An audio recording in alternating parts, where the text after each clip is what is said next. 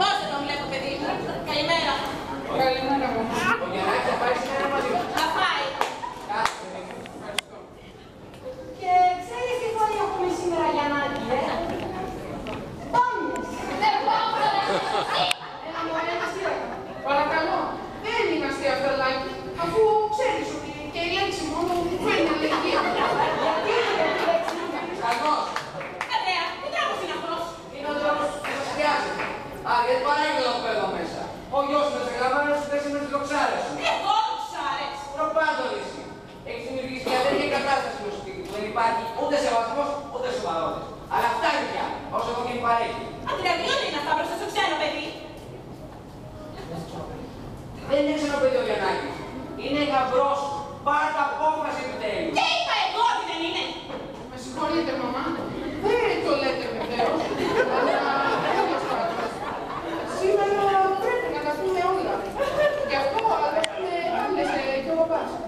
Θέλω να πω δηλαδή ότι χωρίς να το λέτε, είδατε πώς να σας εξηγήσω. Δυσκολεύομαι να σας εξηγήσω. Τι να το εξηγήσει, μωρέ παιδάκι.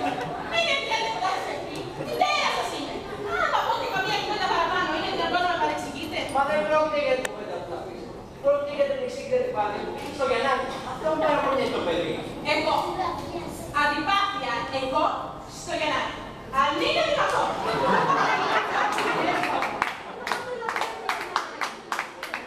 Όχι, Λάκη, αυτό δεν είναι ακριβές. Είναι απίθανο. Με συγχωρείτε, μαμά. Δεν θέλω να θίξω το δυσάρεστο αυτό θέμα, αλλά εφόσον έχει την καλοσύνη να το θίξει ο παπάς, θα προχωρήσω. Δεν ξέρω ποια είναι η αιτία, αλλά έχω σχηματίσει την εντύπωση ότι δεν με συμπαθείτε. Σας είπα μάλιστα κάποιες φορές να δίνετε τον κόρφο σας όταν με βλέπετε. Άκου πράγματα. Άκου. Και τι είναι το παιδί να αφήσει ο κόρπος να το βλέπεις. Τα να του ζώσεις είναι. Κύριε φύλακη, το στόματι μου.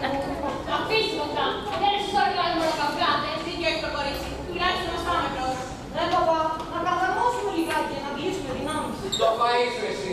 Μόνο αυτό είναι να τα κάνεις. Είναι μια κακή συνήθεια. Αντικός. Ο Λάκης με το χιούμορ του. Νομίζεις όμως, Λάκη, ότι είναι η κατάλληλη στιγμή για χιούμορ. Και εγώ κάνω χιούμορ, αλλά όταν με επιτρέπουν οι περιστάσεις. Για φαντάσου. Λοιπόν, για να μπορούμε. Εγώ έβρεπε το ταξίδι. Αλήθεια, Ανδρέα, για πού. Είδα χαρά. Α, όχι, Χριστιαν, μου εξήγησες.